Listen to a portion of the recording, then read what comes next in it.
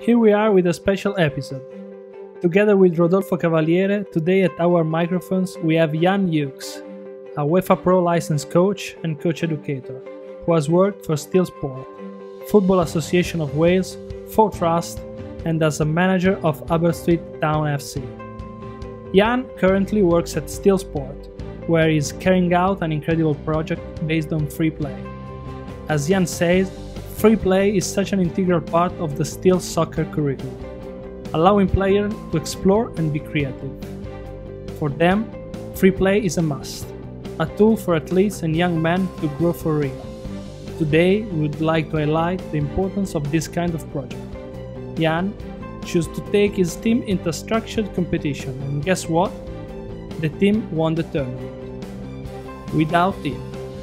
We asked Jan why he made this choice.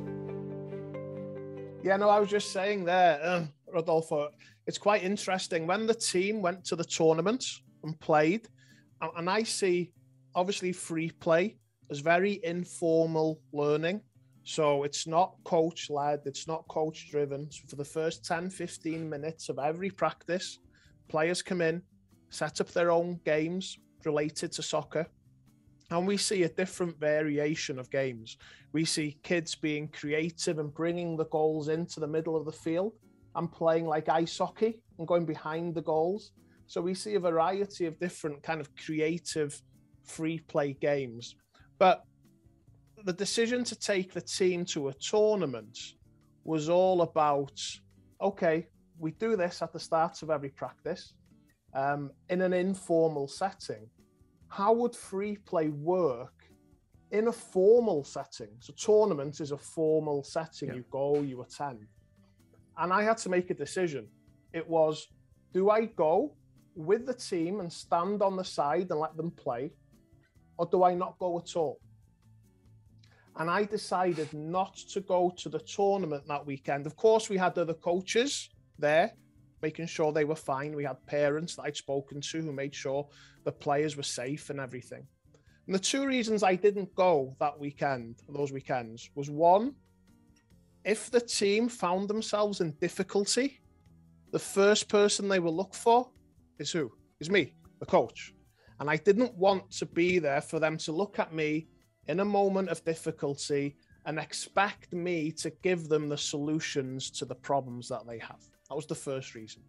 And the second reason is, how free can players actually be when the coach is there?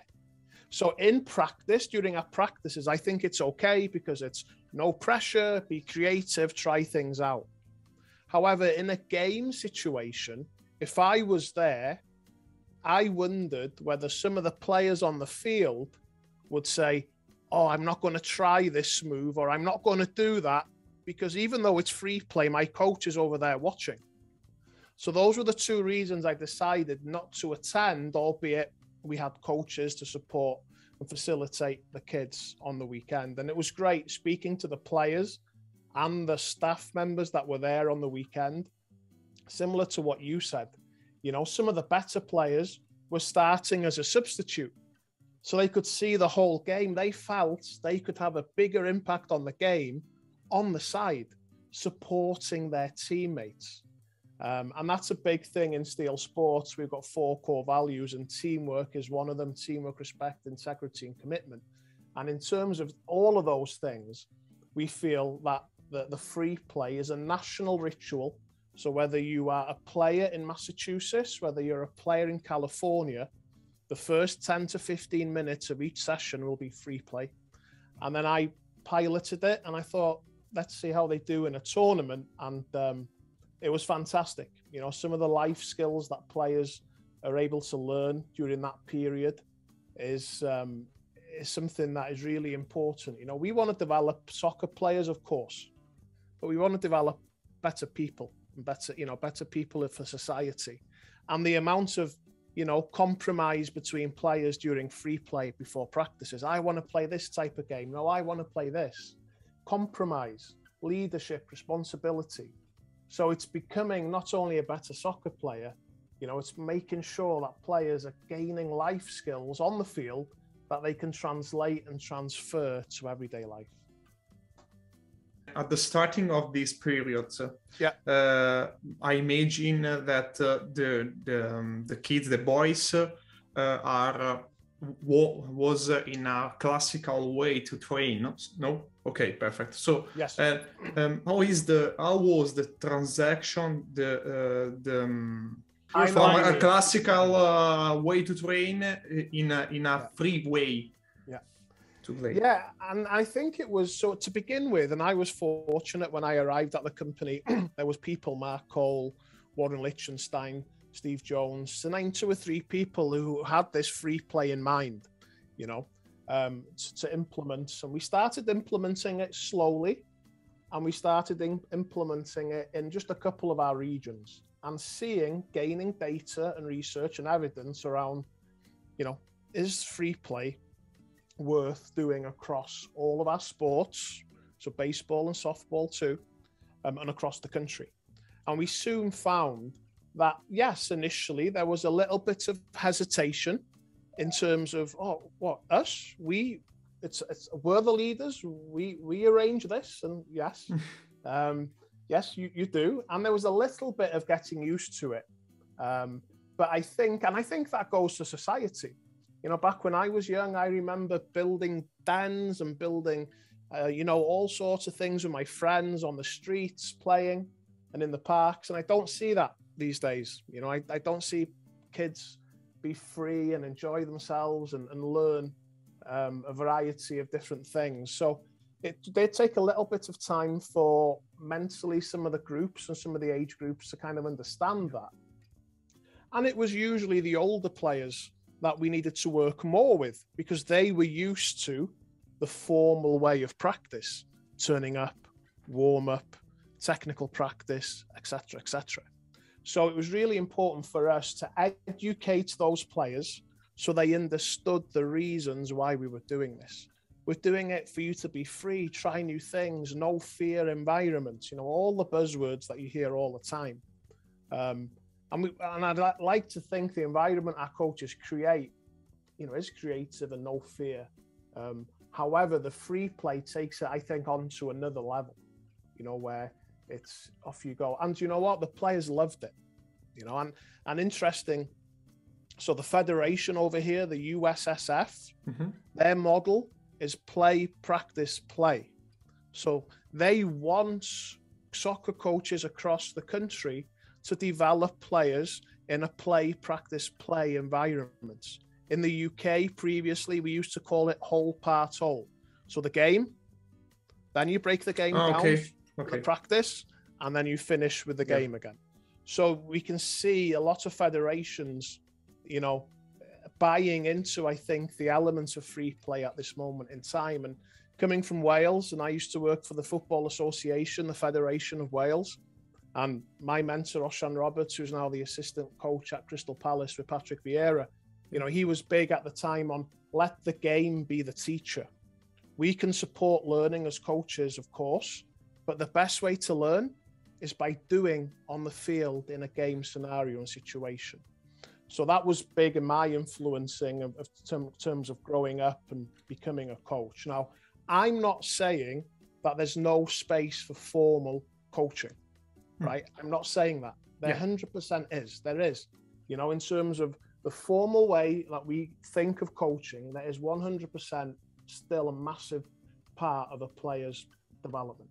However, we do see free play as supplementing the formal coaching and also offering a different variety of learning opportunities for those players. Ian, one really practical question, because I have heard and received many times this kind of question, and I want to see how you can manage this kind of situation. When you try to implement free play, there are kids that maybe are not so used to let other kids play. I mean, maybe if you want to also use the power of mixed age groups, you can have maybe older one to say, no, but you know, I'm kicking too strong, it's dangerous for you, let us play by ourselves. So you maybe after, how you can manage this kind of situation where the strongest don't want to let the weak. Yeah, well, we see this as an opportunity for mentoring to take place. You know, so the stronger players, the more developed players, the better ability players, if you want to say that, you know, they've got a responsibility to support their teammates. So we discuss, again, we spoke about teamwork being one of our core values. We may give added responsibility to our better players during that period to support the players that need the support. So, for example, you'll see it that whenever, you know, there's a mixed age group, usually the less developed players, and usually the younger players, right, at the time, don't touch the ball very often. They right. So then it's a case of what we would do. We'd get the captains, the better players, the ones that influence that group, and we would say, hey, any ideas on how we can include John a little bit more? What are your thoughts? You know, and we would question and we would pull that information out of those players. We don't want to push the information and knowledge onto them until the last resort. But so we'll ask questions and we'll come to a negotiation, and then hopefully the players will say, whenever there's a throw in or a goal kick or a free kick, Johnny's going to take those. We'll let Johnny take the free kicks and the throw ins, and then you include those players and you make sure they get touches and they feel part of the process. Of course, you know, I look at other federations and other organizations around the bio-banding system, you know, that it's not necessarily about their age, it's about their biological age in terms of being able to kind of, you know, measure up in terms of their physical ability. So we've looked at that within our practices around how do we but in terms of the free play, I think if you do that, you take away that element of free play. Now, I learned on the streets, right? I was coached really well and formally coached fantastically, and I got most of my learning there. But there's one learning opportunity that I remember back at home was I was playing on the streets and the ball was played into me, and a player was 3 years older than me behind me, hit me. Because I didn't check my shoulder, I didn't see where he was. Guess what I did when the ball came into me next time? I automatically opened my body position, I checked my shoulder, and I made sure that that player wasn't going to hit me next time and tackle me next time. So that is an example of the learning taking place that happens by doing, right? And in that situation and playing against older players. And I spoke to, I don't know if you're aware of him, Leon Britton. So Leon played for Swansea City in the English Premier League. He was actually called the English Premier League Chavi at one point because he was passing the ball. His pass percentage rate was so high. And he's, I think, 5'1", 5'2". And I spoke to him about, you know, during your player development period, did you stay in the group that you were in, your age group, or did they consider, because of your physicality, dropping you down? And he went, the worst thing that could have happened would if they'd have dropped me down. And that was weird to me, because like, I would think, well, if you drop down a level, you get more touches on the ball, you can influence the game a lot more. And he said to me, my game is all 1 and 2 touch. I'm passing the ball quickly and checking my shoulder and making sure I don't get into physical battles on the field. So he had to adapt his game and he ended up as one of the best players in the English Premier League for that type of player, passing the ball and moving the ball and not being on the ball for more than 1 or 2 seconds.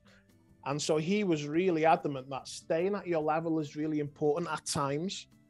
But obviously we understand dropping down age groups is important, can be important too. But it was an interesting conversation with Leon Britton about playing, you know, and I know there's English Premier League teams that 50% of your time you play with your age group, 25% of the time you play with the age group below, and 25% of your time you play with the age group above. So you get an experience of all of that. When you go to the age group above, it's going to be difficult, right? But you've got to try and you know, have grit and determination and stay in there. When you drop down to the age group below, it's about, you've got to be one of the best players on the field now.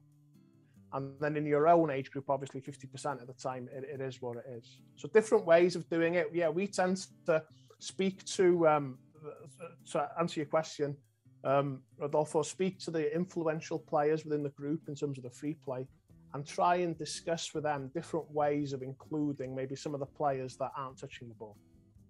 Well, thank you so much, because the natural answer of 90% of the coaches that I have met in my life were, you just put the rule that everybody has to be in the court and play. Okay. You didn't do that. No, and I think, you know, listen, yes, you can put conditions on the practices, of course, things, everyone has to touch the ball before you can score.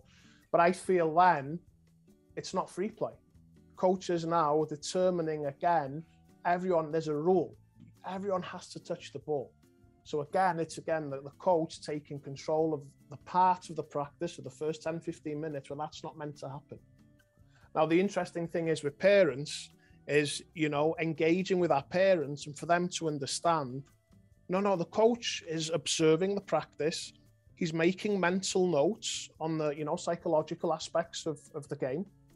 So we have a traffic light system, Rodolfo. So if you came into our practice and I coach you, and before COVID, we high five, we handshake, you know, the older players, it's important, you know, if you handshake someone, look someone in the eye, use your hands, proper handshake, you know, again, another life lesson that might get them employment in the future during a job interview. And then you might come in and in the back of my mind, if you're quiet, if you're not really the same as you usually are, you know, usually you're bouncy, you're talkative, but today you're a little bit quiet. So you go on and play on the free play. I keep an eye out and I put you red in my mind. So the traffic light system, red, yellow, and amber and green. My job as the coach is to make sure Rodolfo leaves this practice as a green. He turned up as a red. So what am I going to do as a coach to make sure when he leaves as a green? That might be extra positive reinforcement. I might say, Rodolfo, fantastic today, well done. Maybe more than I usually would. I might make the individual challenges for Rodolfo slightly easier tonight so he feels success, so he gets confidence, and he goes away with a smile on his face. Okay, so that's the first thing if players turn up as red. And we determine that within our free play. We kind of have a look at it during that period. But then, Rodolfo, you might come in as a green and you might leave as a red. That can't happen as coaches. We can't let that happen. Something's happened in the practice, right, that has made you not enjoy yourself and you've left as a red. So is it the session was too hard? Was it maybe not getting enough success during the practice? Was it I said something during the practice? Was it your teammates were bullying you or you weren't happy with something?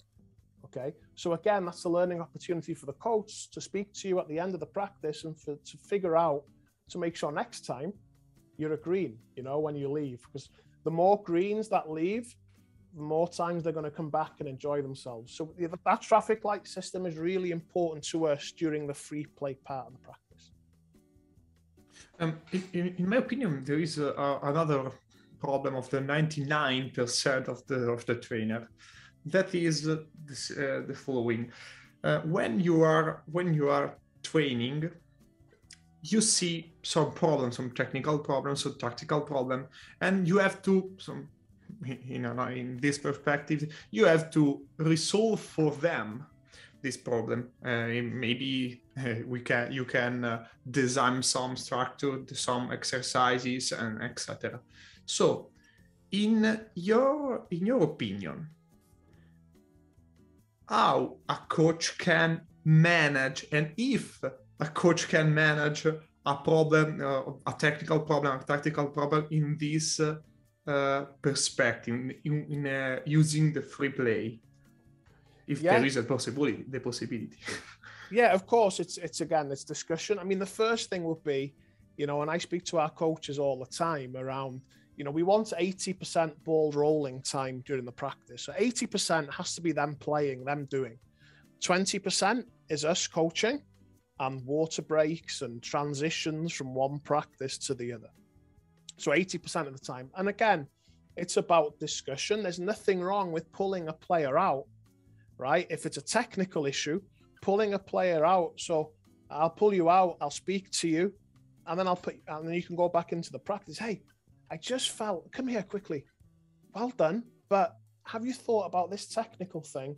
When you do the Cruyff turn, think about, make sure you exaggerate your body when you're doing it. Okay, so because you need to fool a defender, you're not exaggerating your body. Think of your upper body, make sure you look one way, and then cut the ball back outside behind your body, for example. And you show them and put them back in. So I would say we don't do that very often during free play, though, because it's breaking down that free play element, and the kids want to turn up and they want to play, they want to have fun and enjoyment with their kids. But we would make a note of that. So we would make a note, we might pull someone out very rarely and speak to them. But then we would make sure during the practice, the formal part of the practice, that was discussed and worked on. Yeah. So sometimes if we need to work on a specific move or a pass or someone, the way they dribble, we'll make sure in the formal aspect of the practice. So after the first 15 minutes, there'll be some time during that period to speak to the player. But if the player makes the mistake the first time, we do nothing, because they might get it right the next 4 times. So out of 5 times, they get it right 4 times. So we don't need to step in. But the second and third time, then probably after the third time, we need to step in and speak to the player about that and discuss and intervene using different types of coaching interventions. But I think that's moving away from the free play. We don't do that in the free play. The free play is solely be expressive, be creative, enjoy yourself. And if we really have to speak to someone, we will. But that'll happen once every 3 or 4 weeks. Usually it's them playing, enjoying themselves, trying new skills, like that FIFA the street element kind of game that's gone, that's missing these days, I remember reading a story back in the UK that Wayne Rooney was the last street soccer player. And that's such a shame. That instinctive player that tries these new things and wants to do it. And that's what we see free play being. And we have seen transition from the free play and try new things into practices, and into games. So it was great. So some of the free play tournament games were recorded in terms of not the games, but we got some footage. And I was seeing players doing things I've not seen them do before, doing a Cruyff turn to a couple of step overs, beating a player. And I'm like, that's great. If the coach was there, would he still do that? I'm not sure, so that's where the free play comes in to make sure that, it's really important for us on many perspectives. One, we do feel it will help players accelerate their learning because they're doing. 2, it increases the life skill opportunities and all of the cool stuff, like the leadership, the responsibility, like I spoke about earlier too. And thirdly, it makes players communicate with each other. Our players don't communicate on the field these days. They don't talk. They're very shy sometimes, right? Back when I was young, we were talking to each other. We were trying to solve problems on the field. I think we moved away from that. So what we've also found is that some of our players now are happier to talk to each other on the field and try and come up with solutions themselves to some of the problems they're facing. Yeah, wonderful. How do you introduce free play? Because I try to imagine what comes into the mind of coaches that are listening to this audio, and they are maybe never tried. So how, I imagine, hey guys, now you have 20 minutes free, and maybe they are scared. How we start? Because at least we have, but I think also in US and all over the world, kids are not used to organize their way of playing.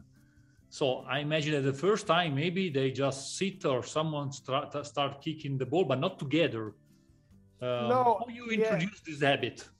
I think it's a good thing. And as coaches, I think sometimes the most difficult thing for coaches is to share power and give power to players, and not have control of the session. Because if you're in control of the session, you can make sure to success. But to give power to players, sometimes it's difficult. We do it in a variation of ways. So from our really youngest players, so 7, 8-year-olds, you know, what we do when they come in, to begin with, it could be a case of we give them added responsibility by telling so we got a group of girls and boys coming in, and some of our coaches do fantastic, well, all of our coaches do fantastic work, but some in particular, we'll give the pinnies, you know, the bibs that they have to wear. And, you know, okay, so when players arrive, they go straight onto a field and they play 1 versus 1. Another player comes, then they'll end up usually being a 2 versus 1, which is fine. Overloads is okay too. And then what we give the responsibility to some of our younger players is, okay, so there's 2 with the yellow pinnies on that field, bibs on that field, and there's 1 with a green bib. What color are you going to give to the next person that arrives? Green. Okay. So now we're working on maths as well, you know, and numbers, and with our youngest, colors and numbers with our youngest age groups. So that's how we kind of introduce it in terms of responsibility. Very rarely, you know, at 6, 7, 8 years of age, are you going to get players demanding more off each other and talking and that getting responsibility. But one way to give responsibility is to give it around the free play. So, okay, you've got to pick your own teams. You've got to select the pinnies. Who's going to, is it 4 versus 4 on this field? You know, because sometimes we have 2 or 3 fields and they'll go 4 versus 4 on one field, and then they'll start a second field. You know, some will go 6 versus 6 on one field. So again, it's because it's so free, we allow the players to decide, you know, what type of games they play, the numbers on the field, you know, and all of that good stuff. So what we try and do with our youngest groups is we try and give them responsibility around picking teams, giving pinnies out, bibs out, and then from that, then we give them added responsibility as they come through the system around the type of games they want to play. So some of our oldest teams will turn the goal on its front and they'll play soccer tennis, you know, like head tennis back in Europe, you know. Yeah. That's I'm sure we've all played it. That's a fantastic way to get players talking because, you know, what are the rules? The ball can only bounce once. The ball can only bounce twice. The ball can't bounce at all. 3 players have to touch the ball before it goes back over the net. I don't make those rules up. The players do, right? They come together and they discuss the rules. So it's allowing players to have within reason and making sure it's safe that they have the rules. And going back to your point about coaches, you know, sometimes you might hear, and I heard one, you know, recently, I'm not sure about free play because they might get injured and they might be, you know, I said, I've never seen a player get injured during a steel session playing free. Put them out there. Let's see, put them out there. And the coach put them out there and they were brilliant. There was no problems. They played. So I think sometimes as coaches, we've got to make sure that, you know, that sharing power sometimes can be difficult for some coaches. But the benefits of doing that and the players feeling part of the process and part of their development and learning is massive. Yeah, I think that now you gave, to me for sure, a great insight because usually when we think about letting kids play freely, we think that, okay, guys, you are now free to do whatever you want and just play. But what you have done is try to guide them a little bit with questions in the same mental process that usually you do as a coach. So, okay, how many here, how many there, which kind of rules I have to put? You ask them to decide. In this way, it's just not an empty field to fill, you know, because it's like, okay, I have 2 hours of practice. Now I will sacrifice 20 minutes so they can be free. Now, those 20 minutes, they are used to create problems for them.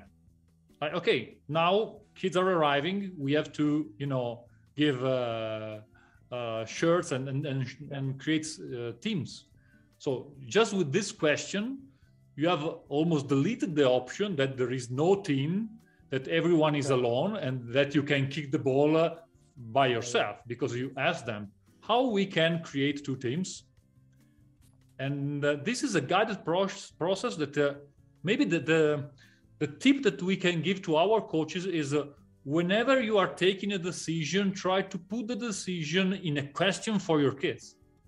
Yeah, and that's important. When we ask questions, of course, it's really important not to give them the answer, right? So sometimes, and I'm bad. I ask the question, and before they can answer, I've told them, right? Yeah. So it's about making sure you ask the question and don't necessarily give them the answer. And that may take more time, right? And understand that might take an extra minute or two to get that out of the players to understand. And coming back to what you say in terms of, this 20 minutes and giving 20 minutes up, one thing that we found as well with some of our older age groups, in terms of the tactical element, we've spoken about technical earlier, the tactical element, we might ask players, hey, you're 1-0 up with 2 minutes to go. What do you think you may want to do in a game? Oh, we're going to drop off and defend deep, and we're going to be hard to beat, and we're going to make sure they don't score. And when we win it, we're going to try and play on the counter-attack.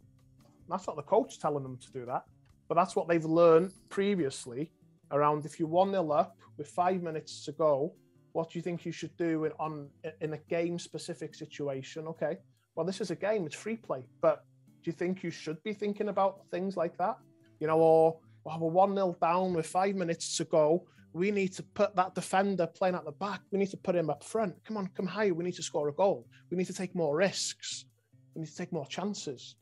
So again, even if it's free play, with guided questions and discovery, you can work on all sorts of things. And the tactical element is really important too, I think.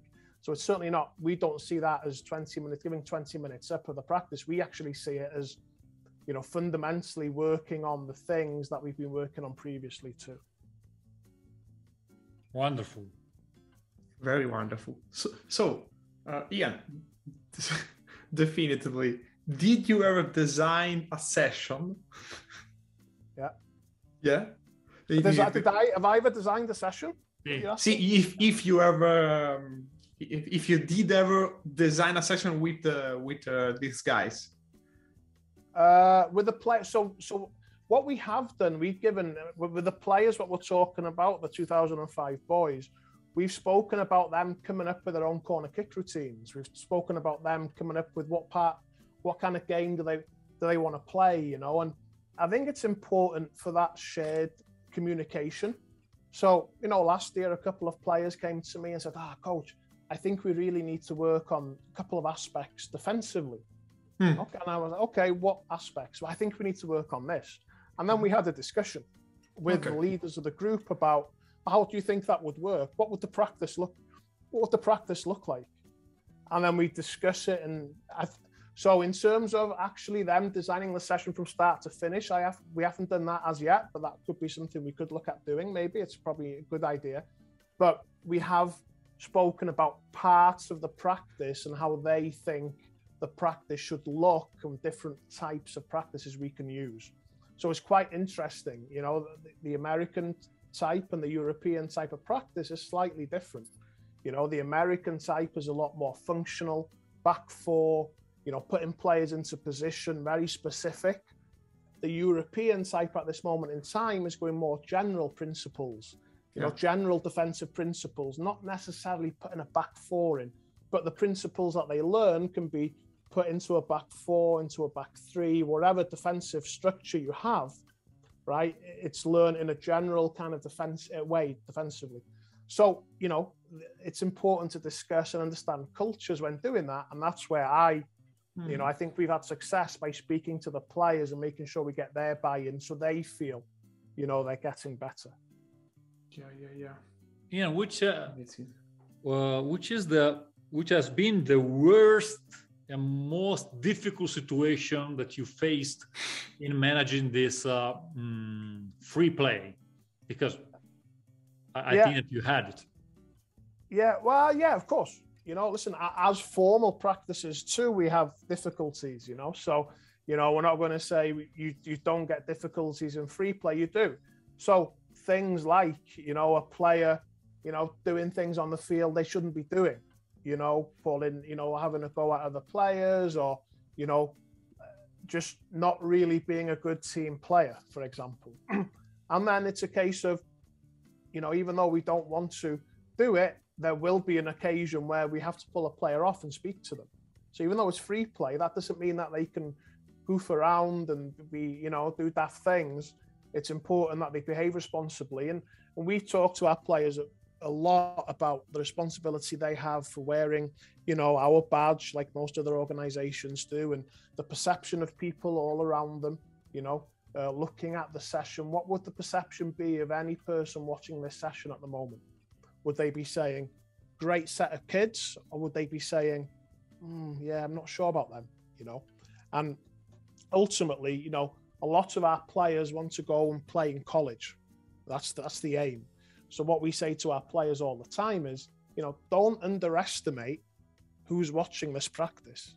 When you're having your free play, don't underestimate, there may be a college coach somewhere, right? And we have loads of people coming to watch our practices.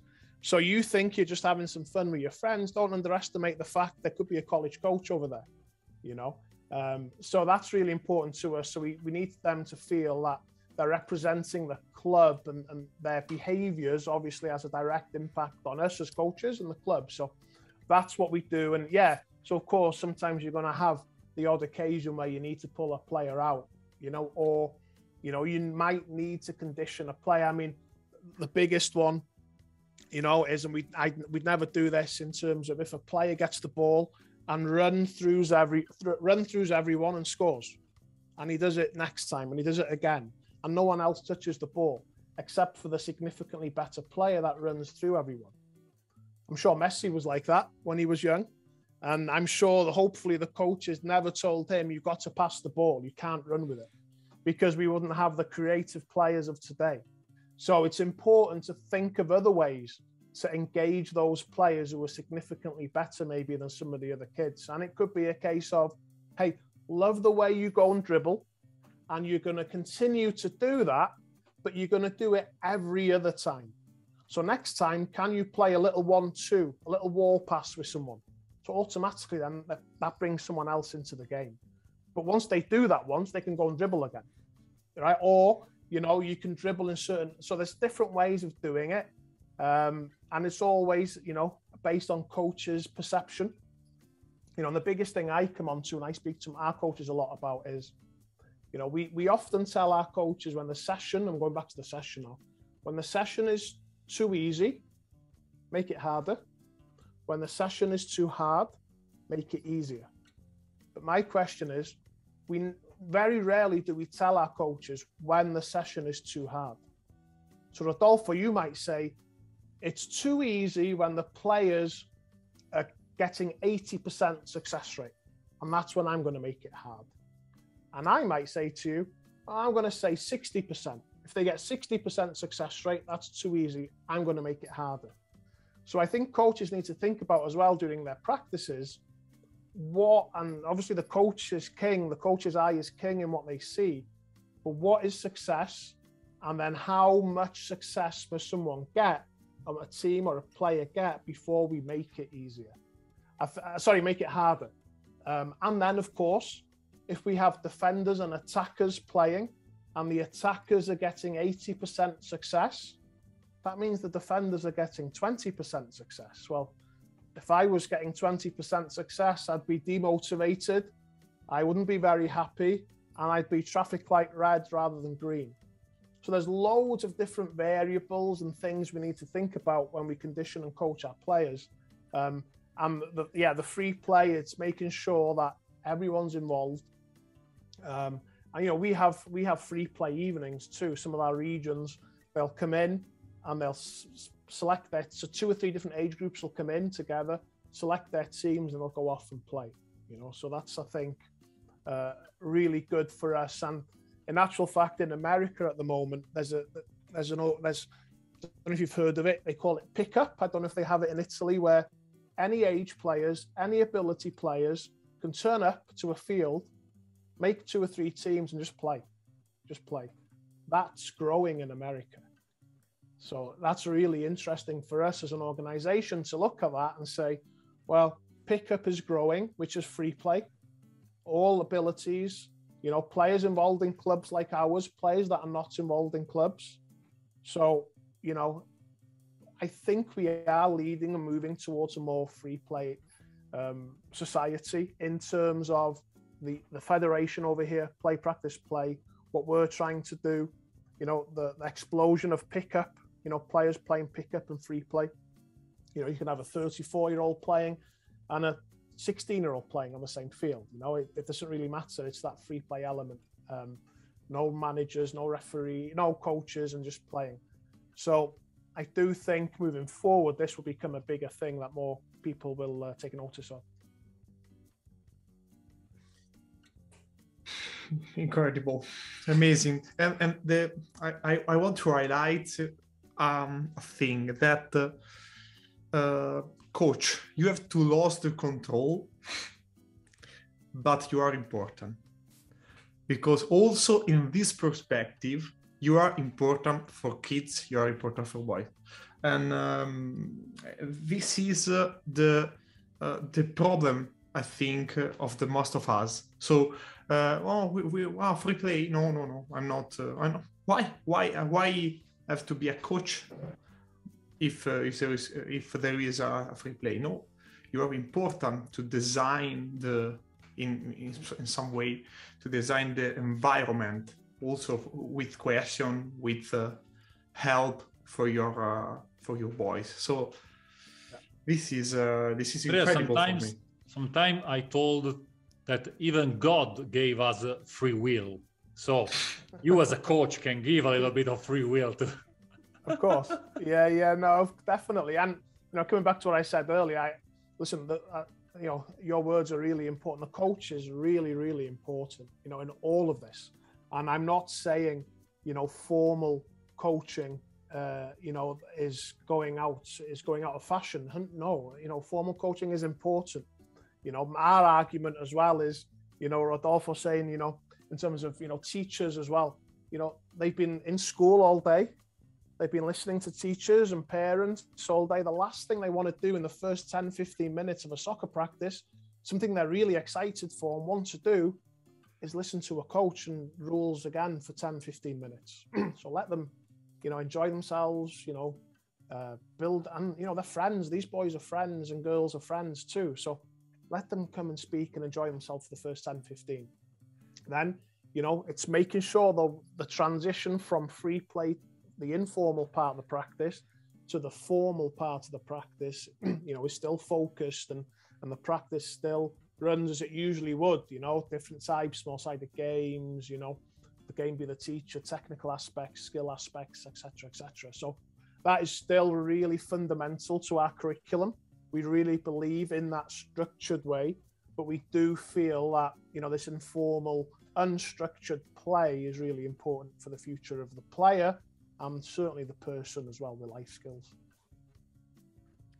Ian, please teaching us in Italy how to be a youth coach. How to be, sorry?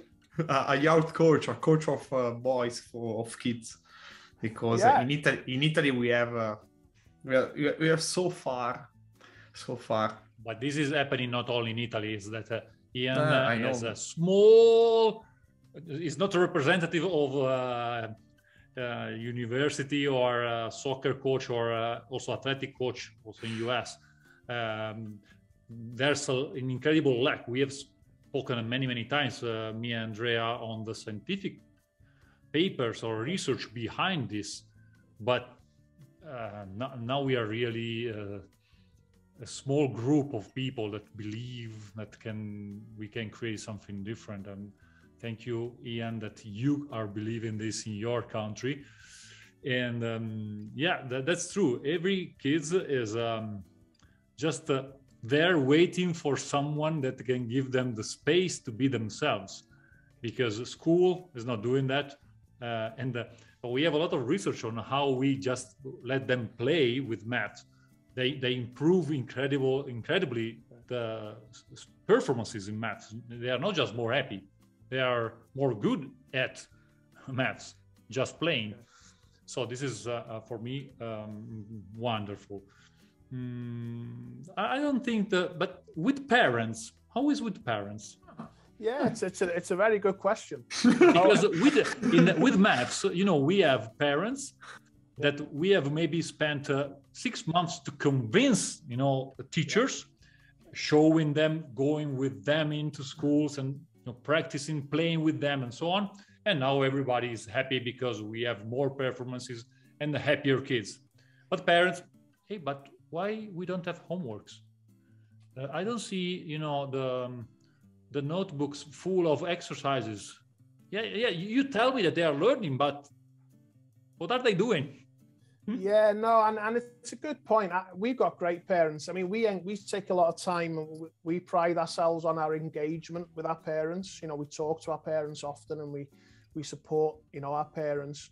And listen, I'm not a parent myself, but I can imagine, and I speak to our coaches all the time around, when parents send their child to our practice, they're giving us the biggest responsibility a parent can give. They're trusting us to develop their child. I don't think you can get a bigger responsibility from a parent to a coach, or, so, and that's what drives and motivates me. The trust that the parents give in us and our coaches to, and the responsibility they give us to make sure we're developing soccer players and good people, and you're correct in what you're saying. It's about when they turn up, it's making sure that parents understand the coaches aren't just standing on the side watching and doing nothing. The coaches are standing on the side, taking on information, creating the correct environment to make sure as the session progresses, they're able to deal with players in the correct manner and in the appropriate manner. So we haven't had any pushback really in terms of the free pay element, which I find really heartwarming to think we've got 2,500 players across the country and around 200 coaches.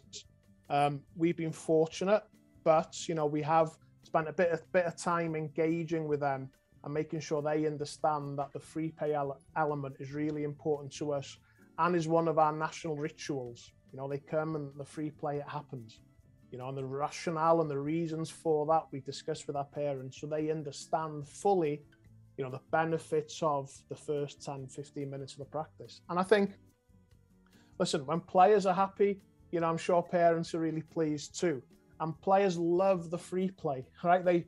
When they arrive at the practice, they run from the car to play free play because they know the first 10, 15 minutes is about free play. It's their time, So I can see, some parents may question it, but I would certainly suggest that any organization that implement this make sure they engage with their parents throughout the process of implementing the free play element into the curriculum. I love it. Even because if you want to be a coach, okay, you are a coach, of course, but in general, if a person wants to be a coach, being coach is not being a trainer. And in a high-level coaches industry, there are two fundamental rules. You don't need to have a lot of skills, but you need to hold the space for your client.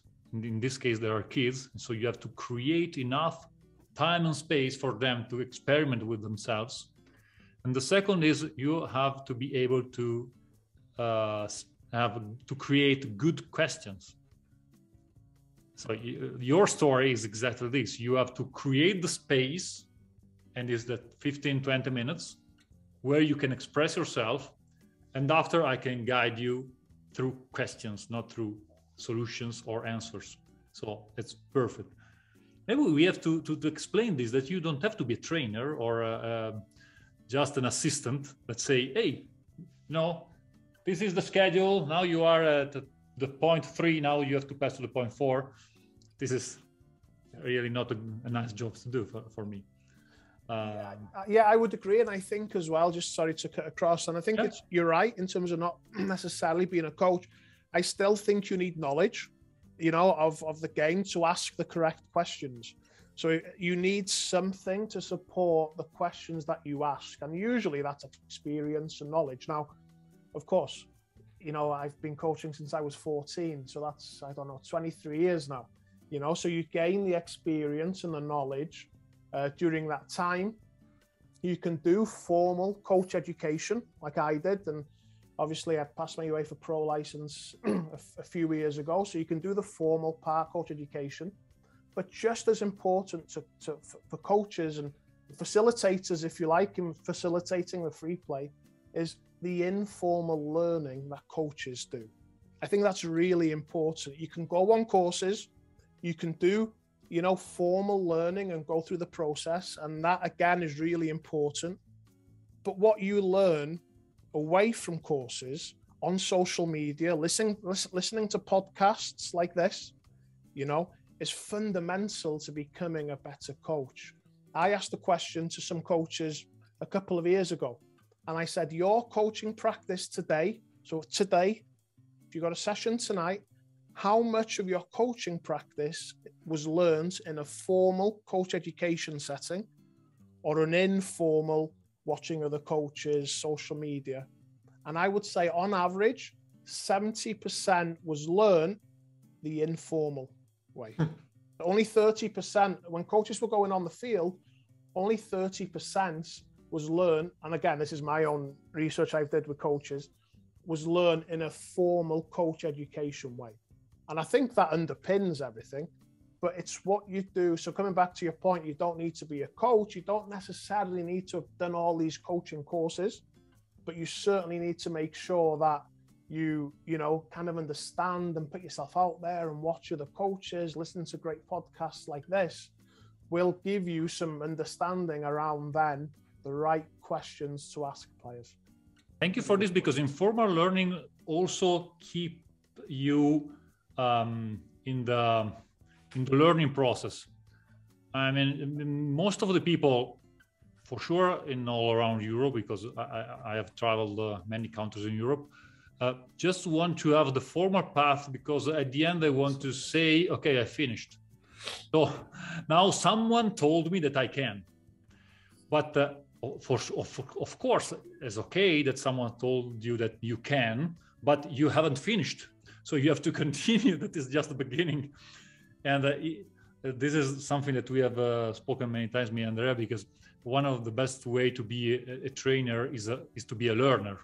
Otherwise, you are too far from the feelings that you have, or you don't have curiosity. You are when you stop to be a problem solver, you have just your, you know, hundreds solutions, and you want to pass those few solutions to your kids. Yeah, and you never stop learning, right? Of course, you never stop learning, and I think it's important, you know, people going through the courses, and this is a discussion I had with someone the other day around, you know, you can say you're a B license coach, okay? But you may have done the B license 6 years ago, okay? So at that point in time, correct, you were a UEFA B license coach, for example, and you were competent at UEFA B license coach 6 years ago. Are you competent at B license coach today? What have you done in 6 years to make sure that you are still a competent B license coach? And it comes to the informal learning, listening to podcasts, going on study visits, you know, watching things on TV and analyzing games. So it's what you do in between these, the formal learning, that I feel is really important. And, you know, being a certain level coach 2 or 3 years ago doesn't mean you're at that level now. It's what you've done in between to keep you there and hopefully progress you, you know, so I think that's really important too. Thank you. This is not about a free play, but you told analyzing game, you know, matches. But what I noticed is that we have just usually two ways of doing this. Or I analyze opponents, or I watch games because I like to cheer for a team. So I can also see not maybe other group age, other levels of soccer or other sports, even if I will not compete with them. So I have a lot of coaches that watch volleyball of their division or high-level volleyball. Okay. And so they have, you know, a mismatch. Okay, I have the the idea or how I have to play in my division. And in the other one is too far. How I help my kids to become good at the next level. So I have also to study those.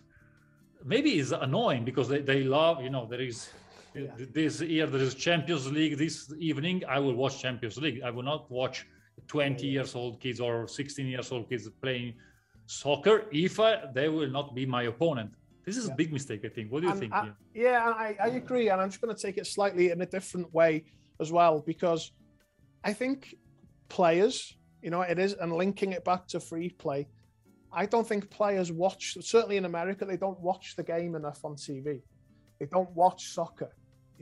There's baseball, there's American football, there's ice hockey, there's so many other sports on TV. And, New England Revolution played last night. I watched it, right? But I wonder how many other players, in our club in Massachusetts watched the MLS game last night, or, as you say, Rodolfo, have been to watch a college game locally to see the next level.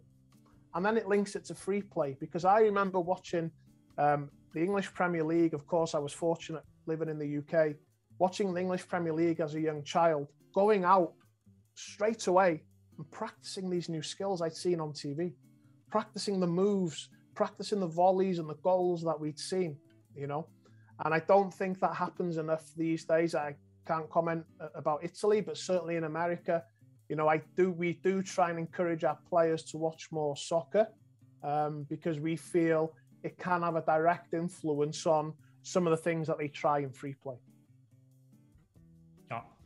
Yeah, for kids is for sure watching. I completely agree. Watching real games is important, and having the chance to reproduce it to the games, because sometimes coaches say, no, it's too difficult for you, just do this. In free play, they can be free, of course, to try also new skills, new techniques. Wonderful. Ian, thank you very much. You are amazing. So, where do you live? I actually live in not far from Boston in Massachusetts. Okay. Next time we will be there. Yeah, of course, as always. In order to see you on the beach. Maybe you come over in 2026 when the World Cup. Italy will qualify. Hopefully, Wales and Italy will qualify. Hopefully for 2026. I hope. Thank you. And no problem. No, listen. Thank you for the invitation to come on. As I said, we're a company, an organization that works really hard. And free play just falls into our mission and vision of developing better players and people, and I think it's a big part of what we do. And we've got some really good people working for us. I'm certainly thankful for all the hard work going on the ground to make sure that this vision that we have is coming to life.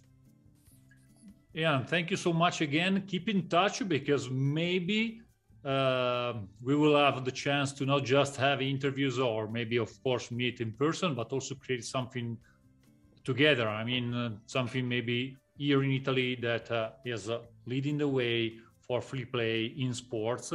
And maybe we can also jot down some brainstorming or some key point that we can develop together. Thank you so much, Ian, again. Yeah, I look forward to that. Thank you.